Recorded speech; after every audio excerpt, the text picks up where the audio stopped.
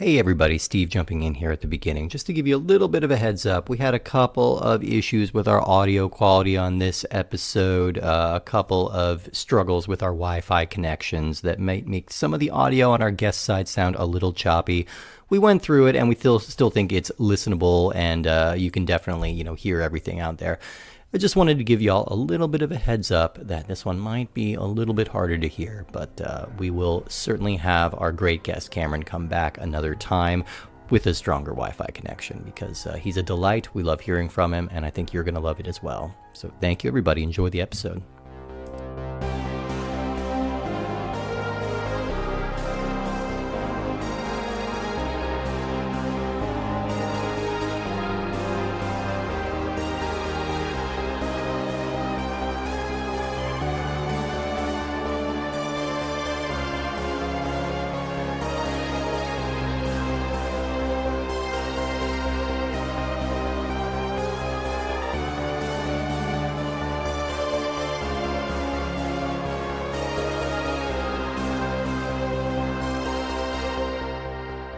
Welcome back, everyone, to episode 119 of Puppet Masters and Castle Freaks, the internet's leading all things Charles Band podcast.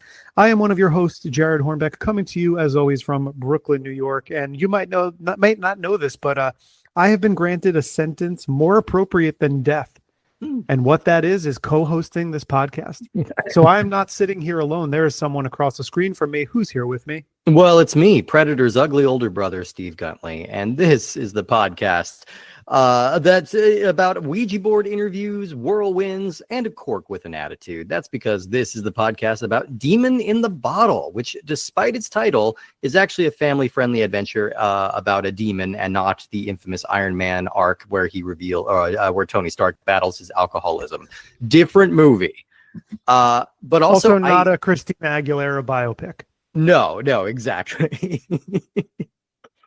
I was hard pressed to think of any other kids' films that have demon in the title. I think this might be the one and only. Like Demon Lover, not really a kids' film. Demons, Mario Bava's movie, not really a kids' film. Umberto Bava. Lamberto Bava. Lamberto Bava. Excuse me. Yeah, and also that was a kid film. If that kid was me. Yeah, exactly. If that kid, and we've seen the end result of that. Again, you are being punished with an eternity of hosting this podcast. Mm-hmm. But we have somebody else here suffering with us today. Not that this movie caused any suffering. I had a great time with this movie. But we have somebody joining us here today to talk about this movie. Jared, open up that bottle. Let him out. Who's here? Yeah, he's been struggling. He's been wanting to get out. I'm very excited because our guest today is Cameron Chaney of the Library Macabre YouTube channel.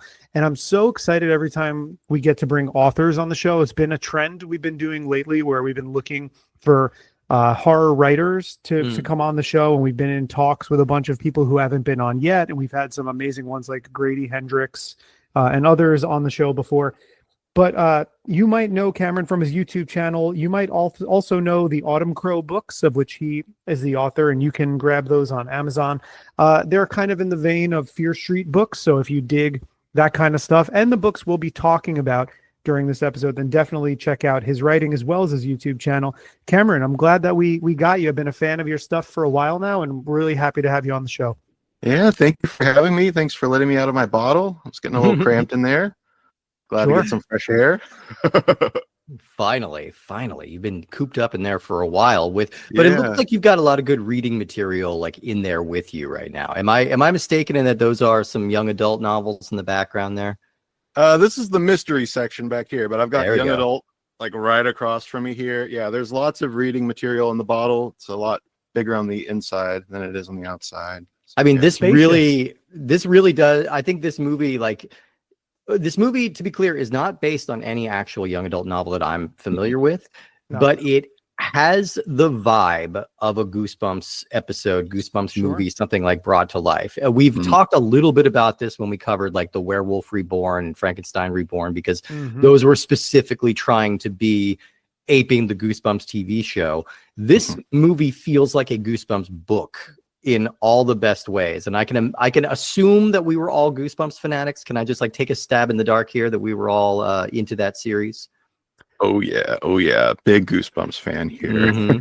Yeah. Oh yeah. So I was during its sort of initial run, like when the books were new, they were hitting me at the perfect time where I had already graduated into like very much adult horror by that point because I got started on it really young.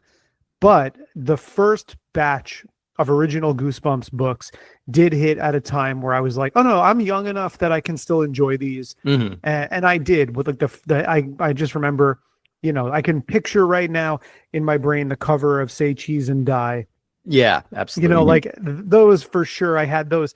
Now, this is kind of great because, we haven't really had the opportunity to spend a lot of episode time talking about point horror or YA horror or gateway horror or whatever you want to call this type of property, which you would find in the books. Now, Goosebumps for sure. At the same time, obviously, Are You Afraid of the Dark was on Nickelodeon. But also, to me, like, I remember the first wave of Christopher Pike books that came out because I am a man of a certain age. And so I believe the first one I remember now, Cameron, you are probably an expert in this area, so you probably could say better than I could. But the first one that I remember was Slumber Party. And I could see the cover of Slumber Party. I know there's multiple covers, but it's the one with the house with the window lit up on the front. Yep. That one, I can remember that one. And then whatever the Christopher Pike books that followed after that, I mean, I think, was Beach Party Christopher Pike? That was R.L. Stein. That was R.L. Stein. Okay, so I'm starting to get some of the covers mixed up in my head. But I think Bury Me Deep was the only one of those I remember reading. Yeah, that was definitely one.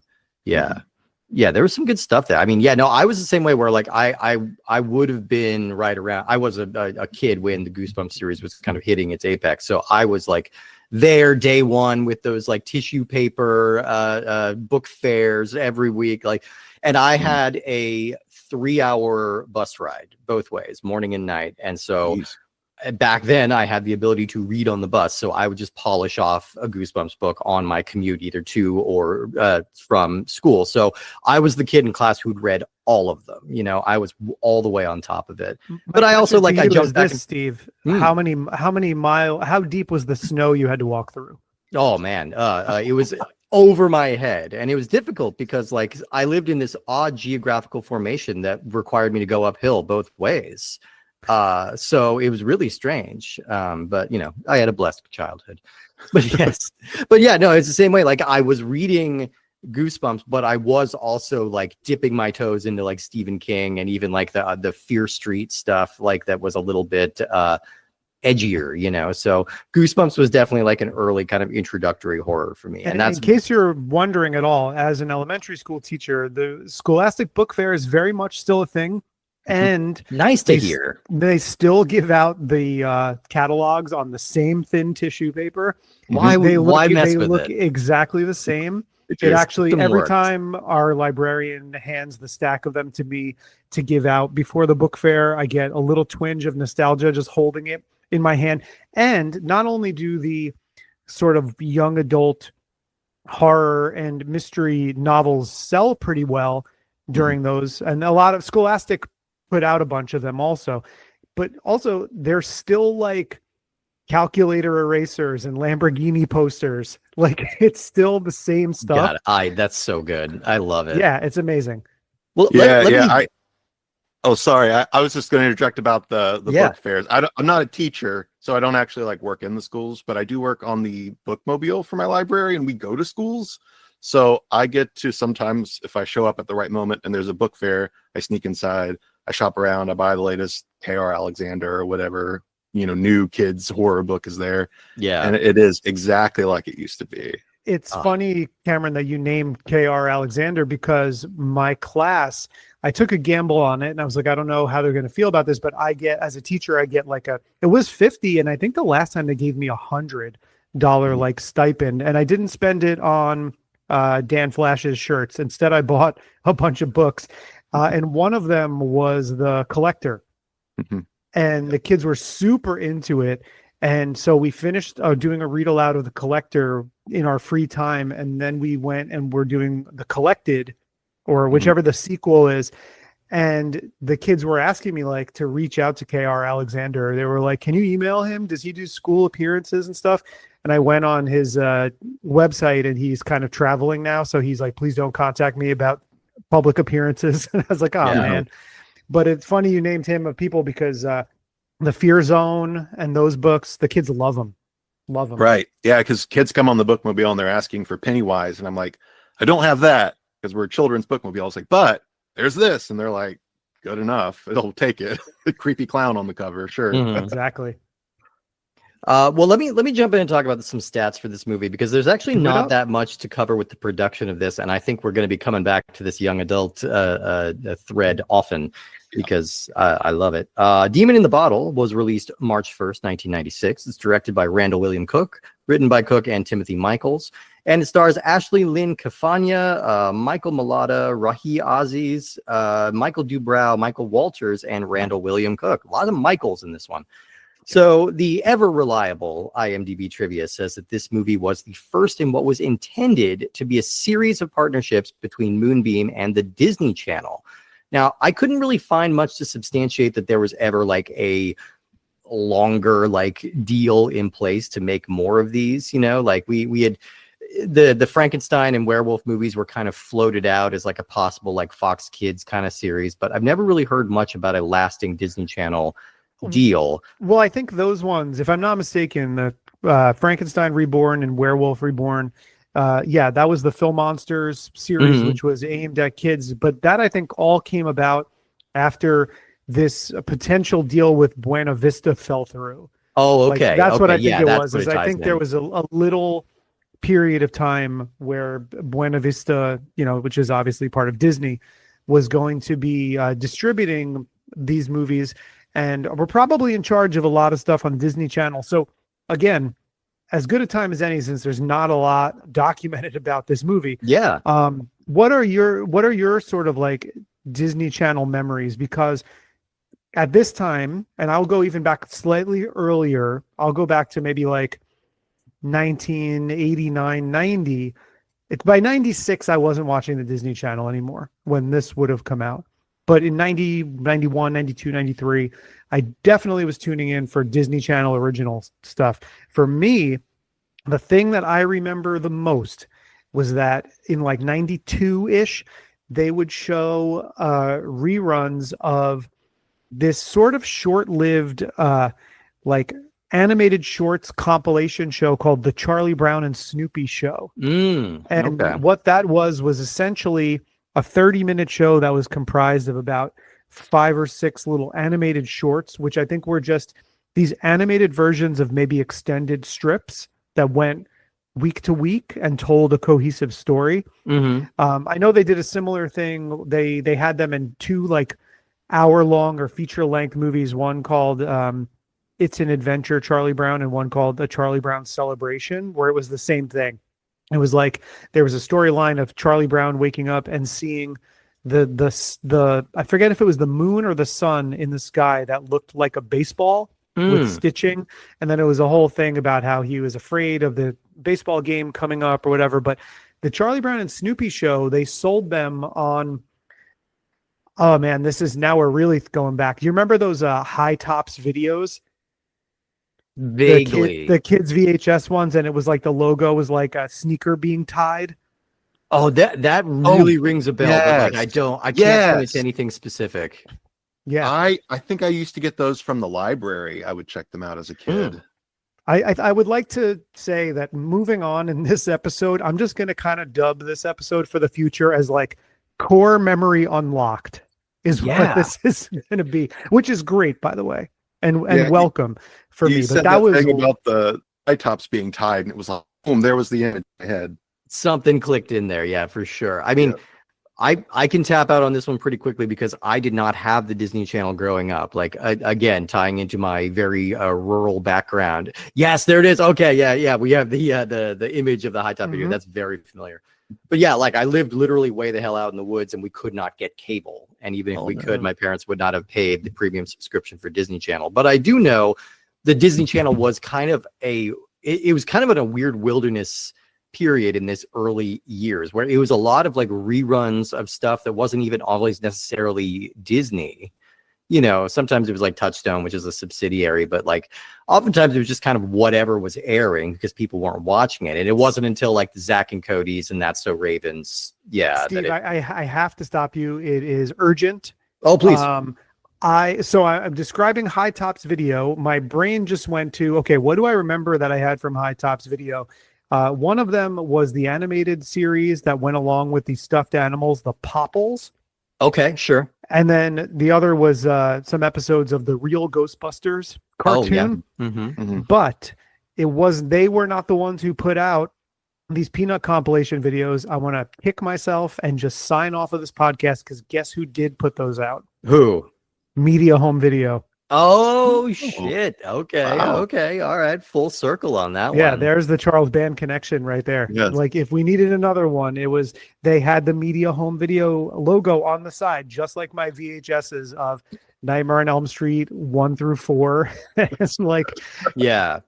Oh man. Okay. Not to go off too much of a tangent, but did High Top do? I don't know if either of you have a memory of something called Captain Power, which was a VCR based game where you had a spaceship / gun and you're supposed to be like shooting targets on this VCR game.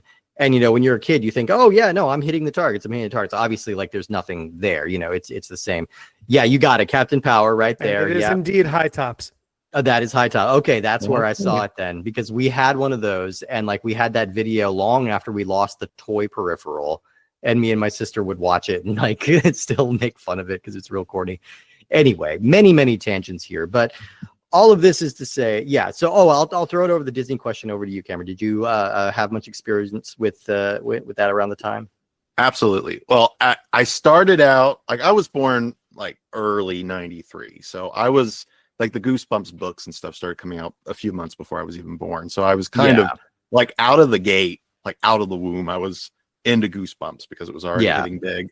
And I didn't get into like the Blues Clues and the younger kid shows. Like I just wanted to do Goosebumps, Are You Afraid of the Dark? And I was very much Fox Kids and Nickelodeon when I was really young. So I grew up watching Clarissa, Are You Afraid of the Dark?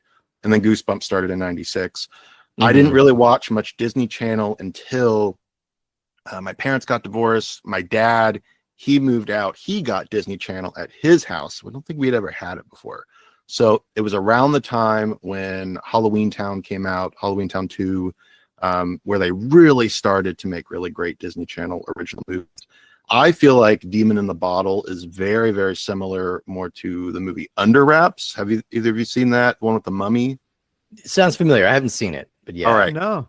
There's a remake of it. Don't watch the remake, but if you ever get a chance to watch the original Under Wraps from, I think it's like 97, 98, it's really, really good. And there's a terrifying opening sequence that I cannot believe they aired on Disney Channel. It's like really gruesome. It's like a fake out where they're like, oh, they're watching a movie in the theater, but they're watching a terrifying horror film with this crazy monster. Anyway, Under Wraps is more of a vulgar kind of movie, a kids movie, where it's kind of hard to believe that they aired it on Disney Channel for that reason too. There's another one called Don't Look Under the Bed, which is pretty scary. Oh, yeah. I feel like Demon in the Bottle, since it does have some kind of swearing, I mean, it's really mild, but I feel like it does kind of fit that mold of the early Disney Channel movies where they weren't as afraid to get a little early or to get a little more crass with the kid characters. So yeah, I did watch a lot of Disney Channel late 90s. Before then, I was mostly Nickelodeon kid, though. For sure. One thing that I left out of my description is that I definitely, in addition to Charlie Brown and Snoopy Show, I watched a lot of what was like the new Mickey Mouse Club at that time, which was is that the Timberlake, the Britney Spears one? Yeah, I mean there was no way to know at the time that that's who those people would go on to become. But Gosling was in there too, wasn't he? Yeah. Yep. Yeah. And I was a big fan of that. I don't really know why. I think it tied in. I think there was a weird, sometime around the early 90s or even in the late 80s, maybe there was this sort of pining for like the innocence of early Disney stuff. I feel like There was on Sunday nights, I remember, this wasn't on the Disney Channel, this was just on like ABC, because again, Buena Vista, was the wonderful world of Disney, or magical world of Disney, and they would just show a bunch of old Disney movies, and sometimes it would be, the stuff that you can only find. I mean, you can find it on Disney Plus now, a lot of it, but it used to just be in those silver tins in the vault where you couldn't really get those, and it would be, all right, well, this one's going to be just an hour of compilation of all of the goofy sports instructional cartoons, Right. or something like that. But somewhere in there was like old Mickey Mouse Club stuff, and it was like cyclical enough now that people were hearkening back to the old Mickey Mouse Club, and now it was like, all right, well, here's the new one, like the St. Joe Mama's Mickey Mouse Club, Right. and it wasn't, and I enjoyed that. And I will say, to your point, Steve, about how we mentioned that we had some fun with this movie. I definitely did. I went into it thinking like, oh man, this is so hard to find. Yeah. Like, I have to watch it on YouTube. It's the most standard def thing I've ever seen. Ugh, but I've really hard to look at. That's the biggest problem against this movie. And it's not this movie's fault. I think this movie probably looked pretty good for its time and its budget and its release method. It's just aged like mud and is really hard to look at. Yeah, it's all the pixels all over the screen. And I feel like if they ever do just a DVD, I doubt they do a Blu-ray, but if they ever did a DVD, it'd probably look 10 times better. Well, and that's the tricky thing. And to kind of bring it back, like this movie did air on Disney Channel, like whether or not it was part of like a longer program or not, this did air on Disney Channel, like something like a year after in America, is something like a year after it debuted overseas. So this movie is actually fairly popular in places like Australia and Eastern Europe and things like that, but it never got a home release here. It only aired the one time. And so that's why it's so hard to find and is relatively obscure. And it should be getting a little bit more attention because the director is a very interesting guy. The director, William Randall Cook, or Randall William Cook, rather. This is his one and only film that he ever directed, but he is a hugely acclaimed and successful special effects artist. So he's a 3-time Oscar winner because he did the special effects for 3 Lord of the Rings movies. He also invented the demon dogs in Ghostbusters. He invented the bat creature in Fright Night. He's the guy who's responsible for the cave troll in Lord of the Rings, which is an extremely memorable sequence that's aged really well. So like this guy's a heavy hitter. And around this time, around the early 90s, he was a part of Dave Allen Productions. He was in the crew making a lot of full moon movies and working a lot of Moonbeam projects as well. So he finally got his chance to take the reins on his own project. And for whatever reason, I'm sad that this one didn't really find an audience here, because this is, I think, above average for Moonbeam stuff. I think we kind of talked about like the pinnacle of the Moonbeam stuff is probably Dragon World in terms of quality of craft and like the amount of money and budget they put into. This might be the best written movie in the Moonbeam catalog. I think like it's a movie that's actually funny. I think it's exploring some things like the Freddy character is kind of exploring what it means to be like a son of immigrants who's just kind of trying to assimilate and just trying to pass. Like he's kind of resentful that he got this kind of long Arabic name, and so he's been he's wrestling with his culture a little bit. Like there's a lot of like funny stuff involving the bully, and there's a lot of like things that take some strange turns in this. And this is a movie that's going for some scares, actually, in a way that like a lot of kids movies, I think especially now, really try to avoid. For as much as kids are into horror and always have been and continue to be, it's strange how few movies are willing to kind of lean into that to a safer degree, Yeah, I was looking when I was reading about Randall William Cook, and I had an interesting thought where, I've mentioned many times on the show about how I got into what I would consider like serious horror pretty young. But I will say, like, this does tie to my gateway, because honestly, the terror dogs from Ghostbusters were probably the first truly scary thing I ever remember seeing. I was too young to have seen Ghostbusters in its original theatrical release, but by the time it came out on video, which was probably a year and a half later, I was old enough. We got it on VHS. I watched a ton of it, and that moment in that movie was pretty terrifying to me. And I kind of remember it as being like the first horrific moment in a movie that I was genuinely like kind of scared of, because in addition to their design being awesome and having their red eyes, Elmer Bernstein's score during those moments in Ghostbusters is so great. Yeah. And it's just like really highlights them. But Steve, in talking about Randall William Cook, you know, we're talking about creature designs and the terror dogs, and it's like, oh, you can kind of see that. But the connection I made immediately, I'm like, oh, this is the person this is the sculptor who did visual effects for the gate. Yeah, 100%. Yeah, Yes. it absolutely is. There's a lot of the gate in here. Yes. Absolutely. I totally felt the same way. Right when I saw that monster come out, I'm like, this is like the gate. Yeah.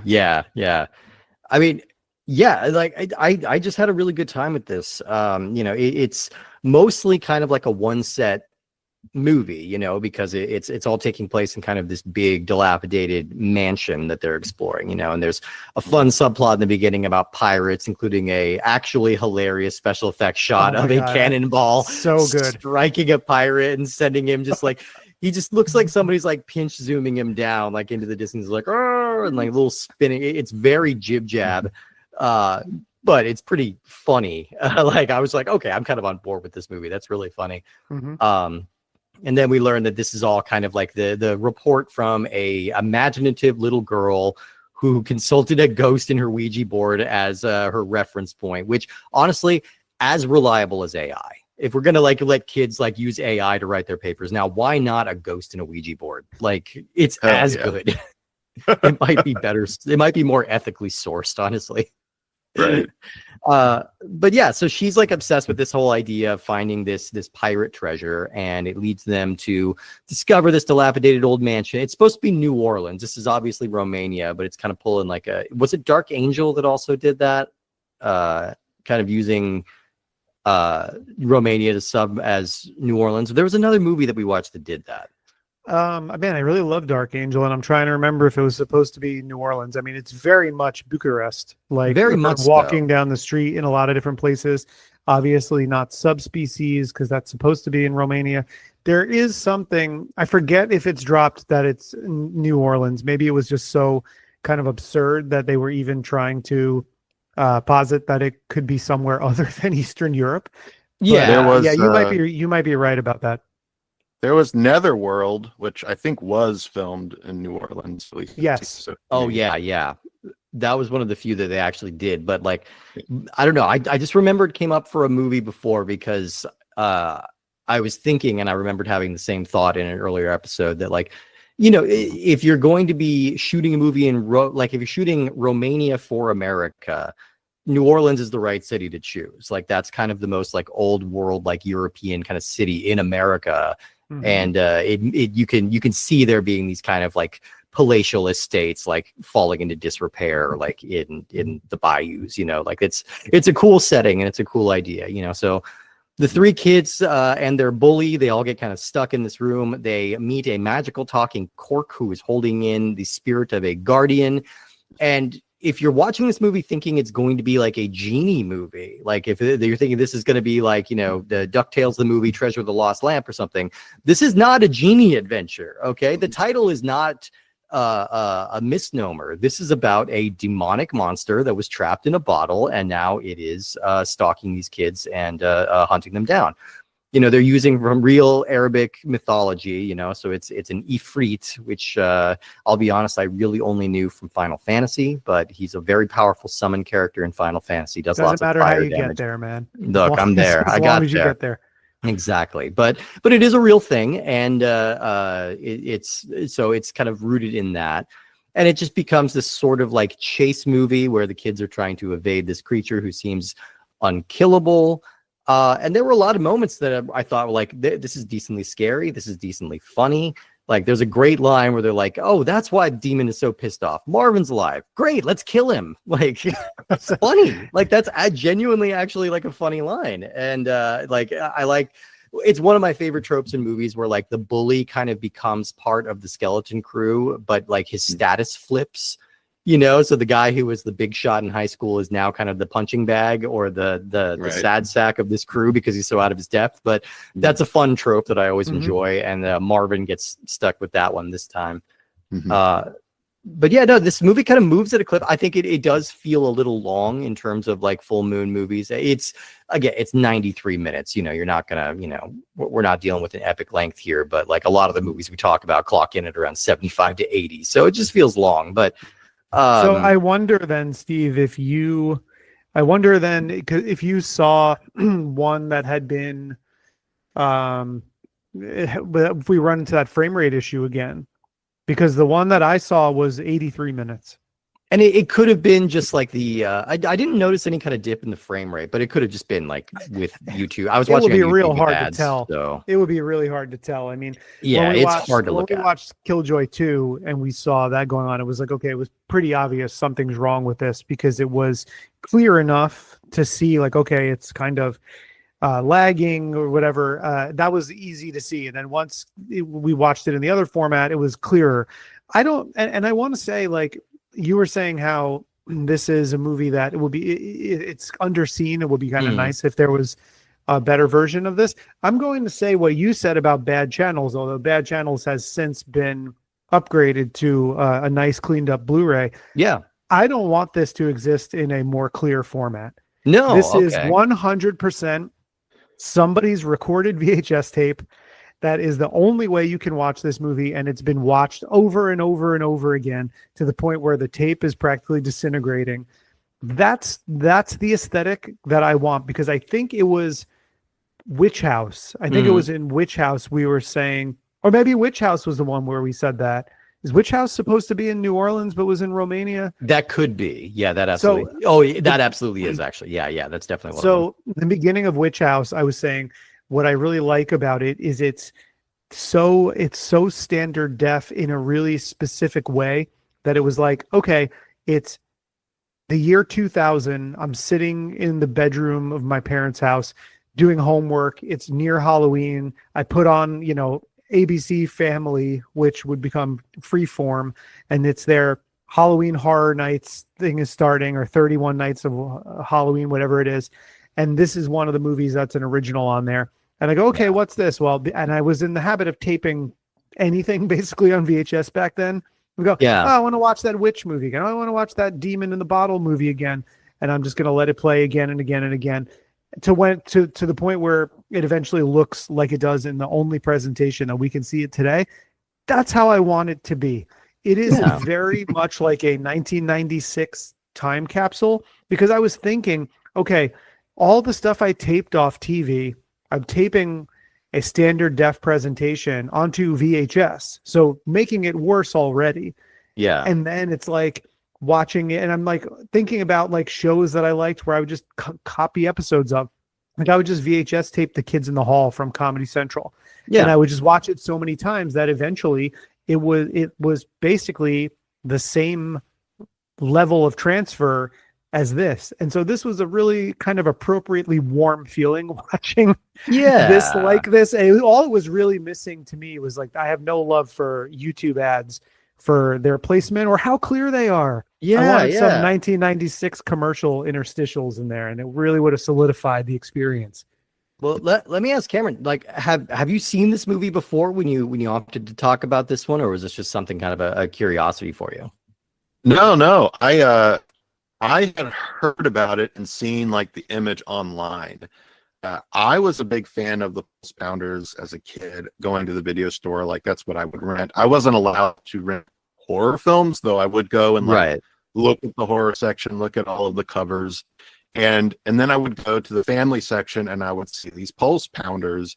And I'd be like, in the Moonbeam movies, like Phantom Town. And then I'd go for those. So I'm like, well, those look the most like these movies in the horror section, mostly because the horror section was full of Charlie Band movies, the Puppet Master, and they all had the same part. So anyway, but I never ever saw Demon in the Bottle at the video store. Otherwise, I would have rented it. But I guess that's because it was never released here formally.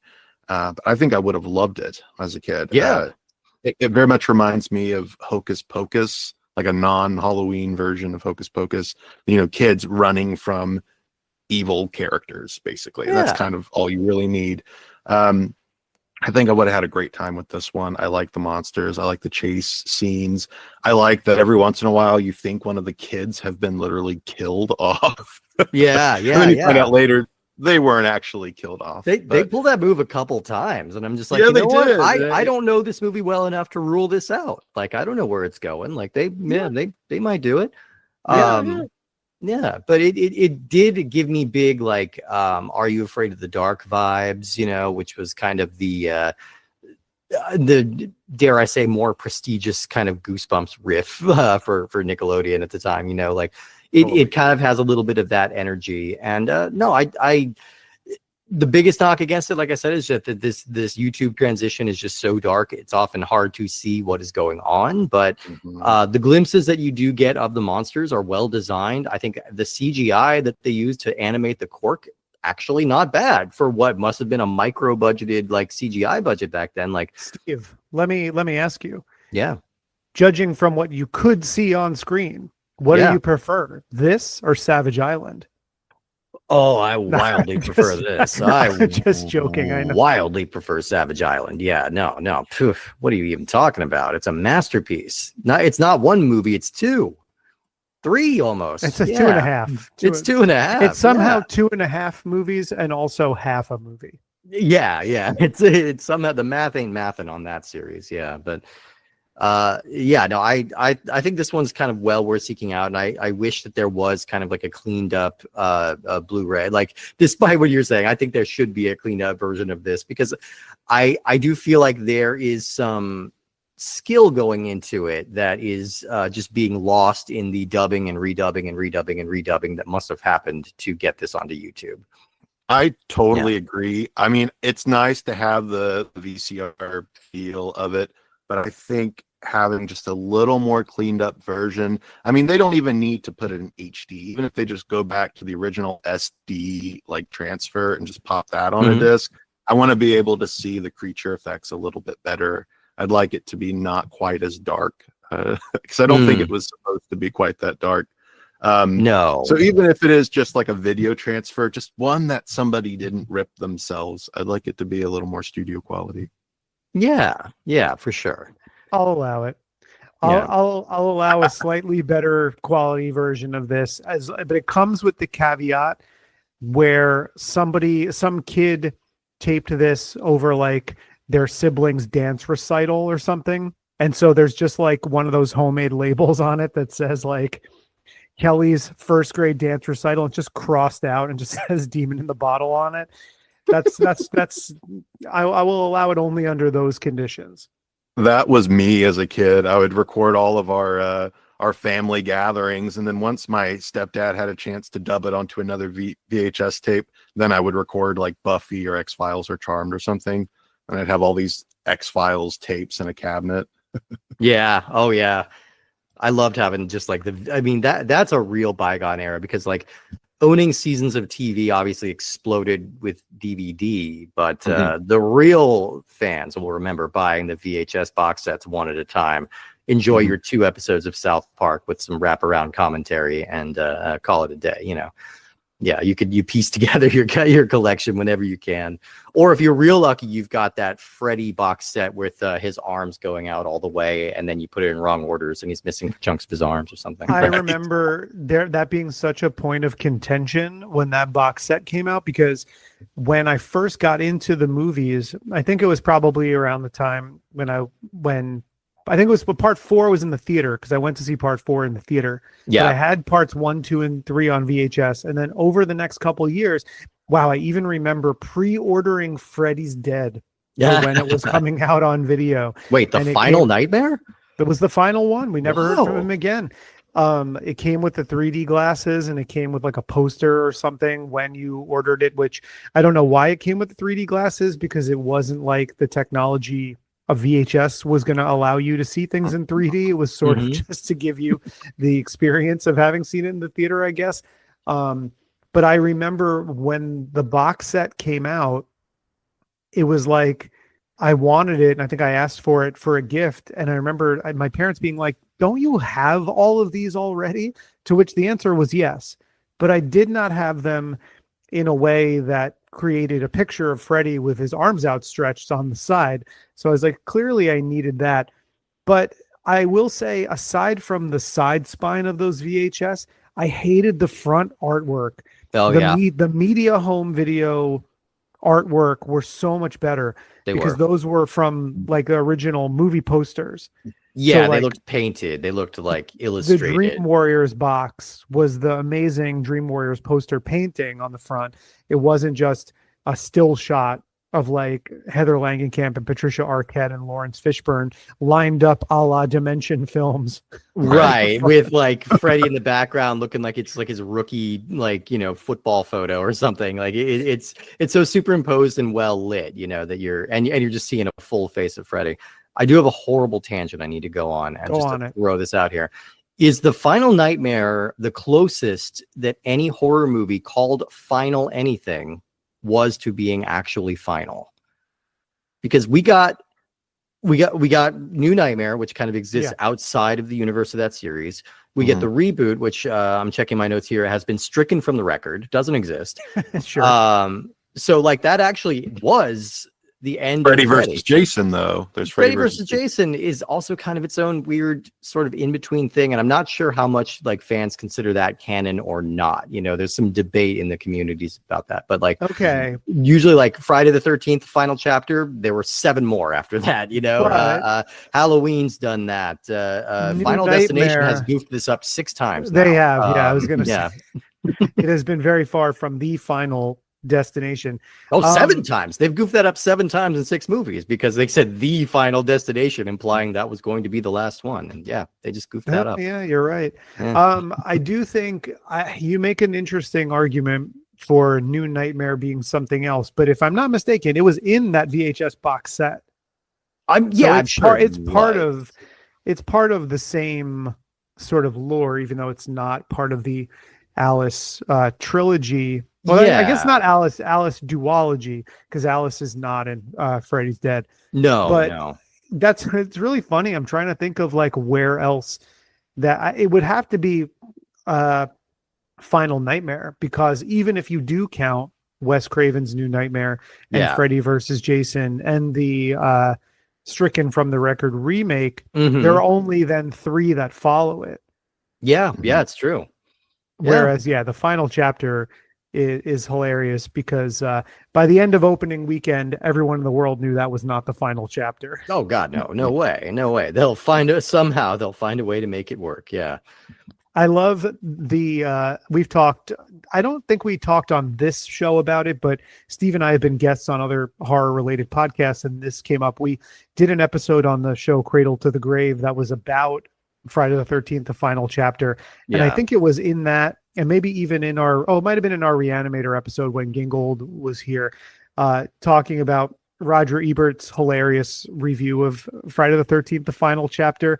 And I love that he gets like defeated by the end of the review, and he's like, this is not going to be the final chapter, and you really hope that they're not cynical enough to try to find another way to bring it back. And he's saying the words, and in his brain he knows he's defeated, like he knows it's coming back.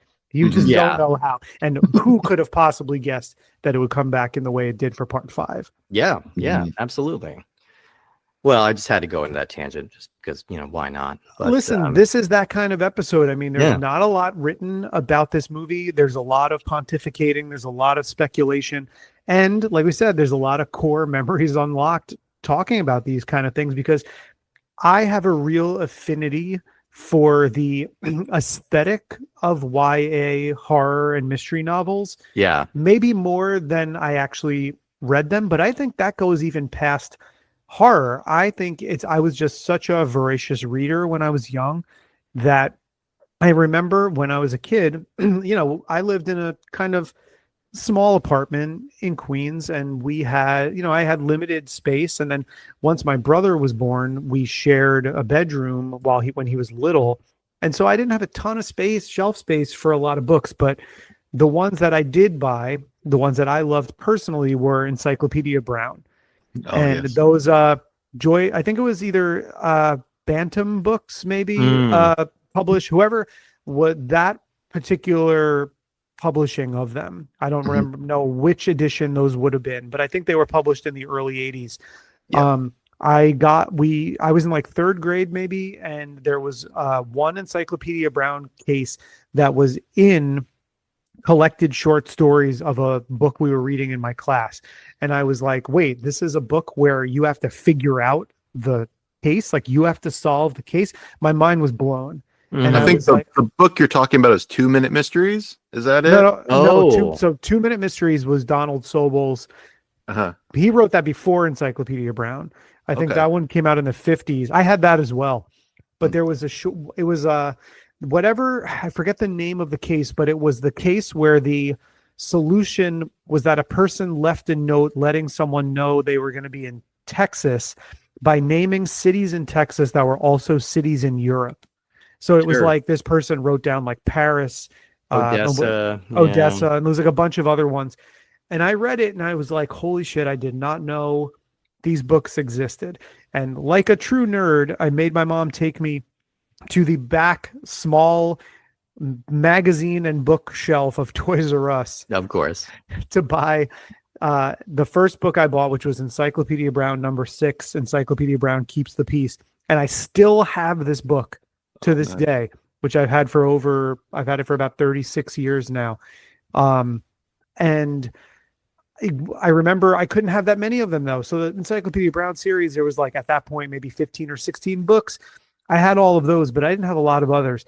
I had a friend who lived a few blocks away from me, and she had an older sister who was maybe 3 or 4 years older than we were. And so she had compiled in her bedroom, she had this amazing bookshelf built in that was under like a bench. And it was just every single, and I wanted to read them because it was a series: Babysitter's Club, Sweet Valley High, Sweet Valley Twins, Babysitter's Little Sister.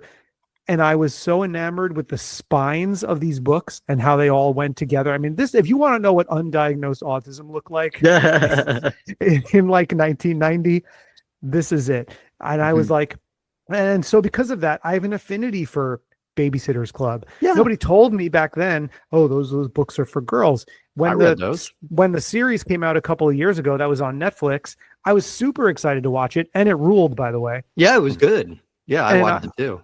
And I was like, but those and the Sweet Valley High, and there was an offshoot of Sweet Valley Twins within those, and it just looking at, pulling up Christopher Pike and R.L. Stine books, or people at that time, and looking at what like someone's carefully curated shelf of book spines. That I'm telling you, Cameron, what I see behind you, it's making me happy just seeing that. And so getting to talk about what these kind of books meant to me at a certain time is as rewarding as dissecting the production of this movie. There's not a lot for us to talk about. Yeah. And I'm sure, Steve, I know you well enough to know that you probably felt similarly about these things.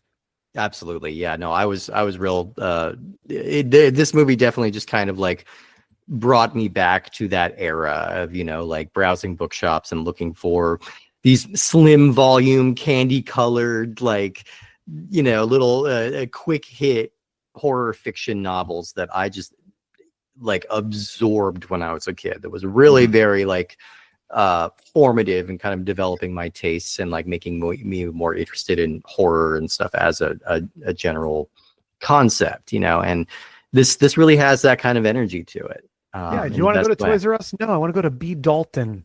Yeah, bring back. I want to go to Walden Books. Yes, Walden Books. Yeah, we had one of those too. And I mean, and obviously we have. It's still there. It's the only one I think that's still there. And Union Square has like the world's biggest Barnes and Noble, which is still operational, which is like 4 stories of books. And also, I'm sure, Steve, I don't know if you've ever had a chance to, what the times you've ever been to New York to visit it. But if you do ever come visit here, you got to go to the Strand.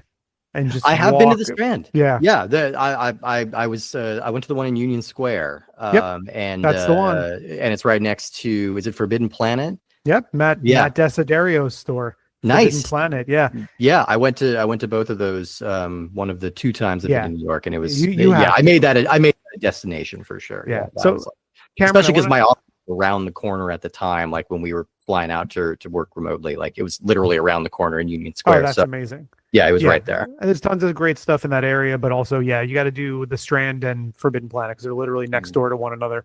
I hit those, and I was sure to hit Stuart Wellington's bar, the Hinterland. So I hopped the train and went to Brooklyn, which is a hop, skip, and a jump from my apartment. Nice.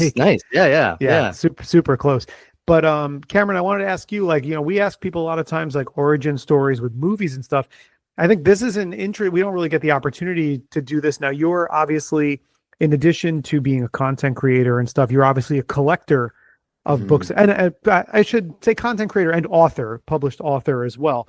But you're a book collector too. So like, what got you into collecting, and what was the first series that you felt like you needed to be a completist putting together? Oh yeah. Oh boy. Yeah, I'm a big book collector. I've got a collection of probably a little over 12,000 books by now. Hell yes. Obsessive. Like, and I don't say that to brag. I think it's partially a bad thing, a little bit good. It's good for me. But anyway, I got into Goosebumps first. That was my first love. And then I branched out to Fear Street because I saw ads about them in the Ghosts of Fear Street books, which was like another kind of Goosebumpsy series, but for kids. And I realized that there were books for teens too. So I did Fear Street. And then I started going to Point Horror with the Babysitter books by R.L. Stine. Lots of great Point Horror books. There's like 150 of those things. And then I went to Christopher Pike and started reading those. And they are so much grittier, so much darker, way more adult, I would say. And when I read those, I felt like I was kind of getting away with something. My mom would look at them and think, oh, he's just reading more R.L. Stine, But they were so much grittier. And that's kind of put me off into wanting to read more like Stephen King, which I wasn't allowed to read at the time, but I would still collect the books. And then my teenage years. And since then, I mean, I was a big fan of Hardy Boys and Nancy Drew and stuff. So I would collect books like that. You talked about Encyclopedia Brown. Loved those. Loved the Bunnicula books. Oh, anything. Yeah, anything spooky I could get my hands on, scary stories to tell in the dark and all of course. I mean, that's a seminal text, I think, for anyone of a certain age. Yeah. My older sisters, they all read the Babysitters Club. They read the Sweet Valley book. And I had gotten teased at school for reading Nancy Drew. This girl was like, aren't those for girls? And I was like, oh, I guess I can't read these at school because I was a bullied kid and I didn't want to give them any more ammo than they already had on me. So I would read those in private, and then I was like, oh, I really wanted to read these Babysitters Club and Sweet Valley books, but I guess I can't touch those because I don't want to get caught reading that. Yeah. Now, as a 32-year-old man, I have like almost full set of all of those books, and I still collect them. Hell yes. I'll have to send you a picture of all the spines lined up because it is very satisfying to see those. So yeah, I kind of just progressed from Goosebumps throughout my whole life, and now we're here, and I liked all kinds of vintage. I try to focus on things that are out of print, and try to complete as sets as I possibly can. That's awesome. Can you what is sort of like your best out of print find? Like something that you never thought you'd get your hands on, and now you have. Ooh, there are a lot of them. There's a great book called The Little People by John Christopher. I don't know if you guys have read Paperback Hell by Grady Hicks. Great book. Mm-hmm. Yeah. The Bible horror paperbacks. And that was one of the first books that he talked. Yeah. One of the first books that he talked about in Paperbacks from Hell is The Little People by John Christopher, which is about these like little evil leprechauns. I finally got a copy of that thanks to a friend. So that was a big find. Ruby Jean Jensen is an author who wrote a lot about like killer dolls and whatnot. I finally almost completed. Yeah. She's got a big feature in Paperbacks from Hell too. Maybe one day on the show we'll tackle killer dolls in some fashion. Oh Excellent. yeah. If only we ever had an opportunity to talk about small creatures that have come to life. Right. I guess I've always been kind of a fan of those because of Puppet Master and all Oh of yeah. Charlie Band's movies. I think that had a big impact on me, and being terrified of Chucky as a kid, which of course now I look at him and I think he's hilarious. My sense of humor has changed, I guess. But, Oh yeah. No, I was in the same way. I mean, I have to show you these. I'm sure you have these as well, but I collected all of the Nintendo Worlds of Power books. Hell which are, yes. The novelizations of games like I got Ninja Gaiden, I have Castlevania 2, is Blaster Master, Metal Gear, Mega Man 2. So lots of kind of mid-tier hit NES games from the late 90s. There were about a dozen of these, and I'm working on adapting them for like the stage or something. I want to figure out a way to like translate these because they're hilarious. They're insanely kind of sloppily written, and they're really fun to read. Yes, those are great. I was first after the Castlevania ones, Yeah, and then have kind of branched out into getting others. They're pretty rare. I don't find them at bookstores very often, and I do try to find most of my books at used bookstores so I can get them for a good price because I collect so much. I can't afford those eBay prices most of the time. plus it just kind of takes. Yeah, I imposed limits on myself with my collecting stuff back when I Same. was like really heavily into collecting, where I'm like,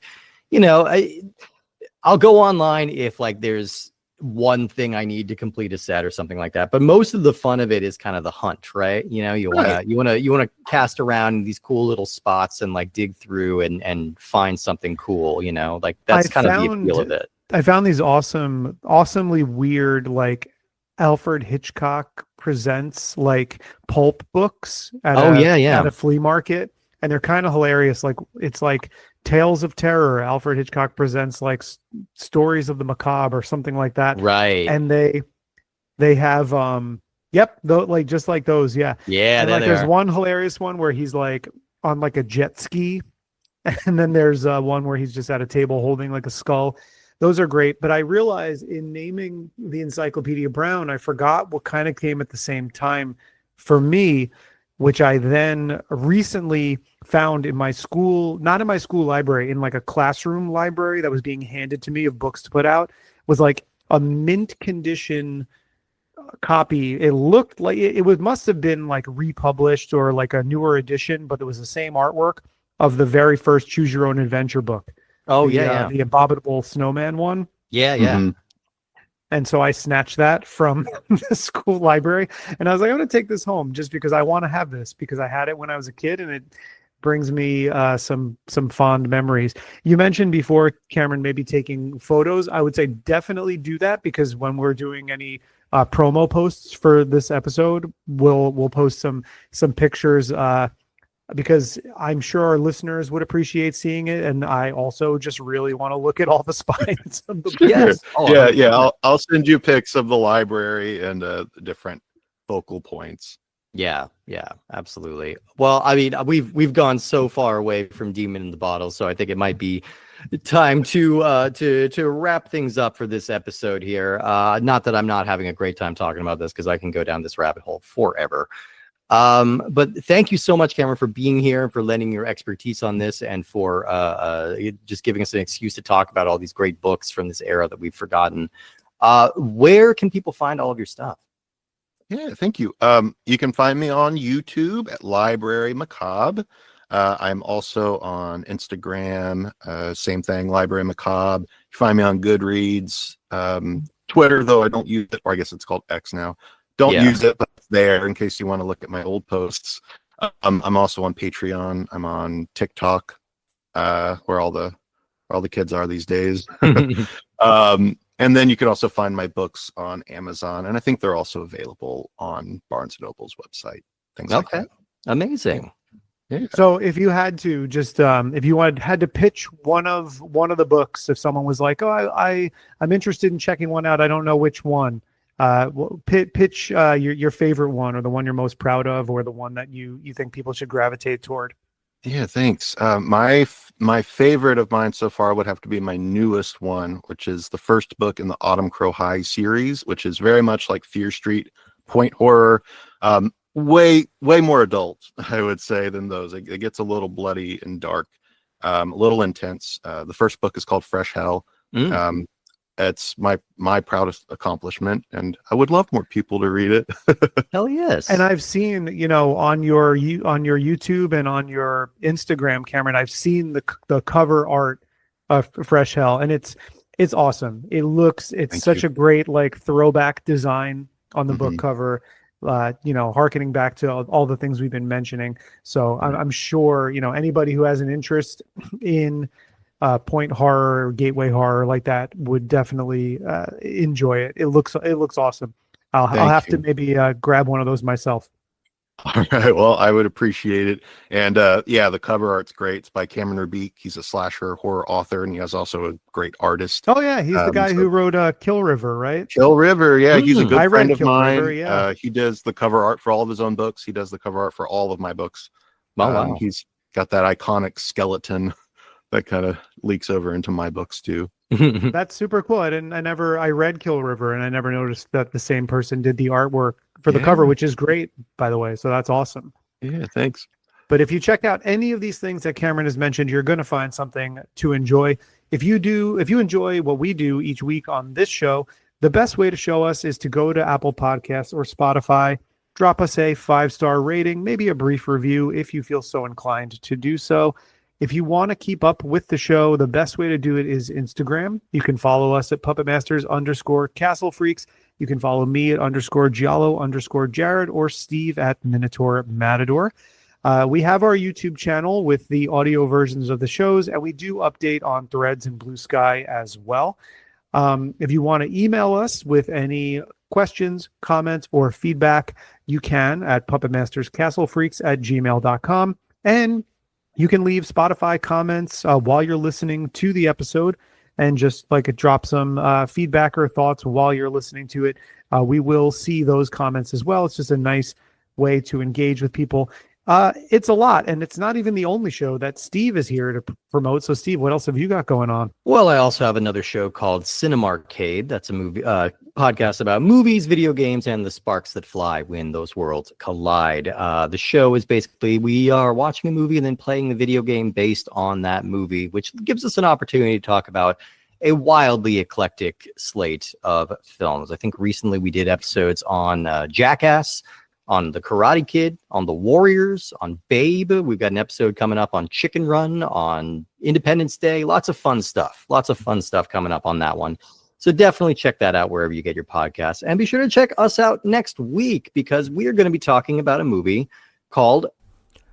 Hey everybody, this is Steve jumping in. We did have a slight change of schedule since we recorded this episode, so I'm just jumping in to change our preview of the next week's episode. The one that we were going to do has turned into something entirely different, and I think you're going to be really excited when we reveal what that is in a couple of weeks. But in the meantime, Jared and I are going to go guestless to talk about the first two entries in a series that we have been meaning to get to for a while. We are going to be talking about the first two Josh Kirby films. Josh Kirby ... Time Warrior. That's right. This is a serialized series of movies for kids from Moonbeam and Kushner Lock, and a whole collaboration there. We're going to be talking about the first two out of 6 whopping movies, 6 movies in this series. So we will be talking about The Planet of the Dino Knights and The Human Pets. All right, we're very excited to dive into these. I've been very curious about this series for a while, so be sure to tune in next week for the first 2 Josh Kirby Time Warrior movies. All right, well, thank you again to Cameron, and go check out Library Macabre. It should be literally the thing you do after you turn this podcast off. If you do anything else, you're a bad person. I'm sorry that the parameters have been set, but they are. But go check out his stuff, and thank you again, Cameron, for joining us, and we'll see everyone next week. And Cameron, get back in your bottle now. I'm going back in.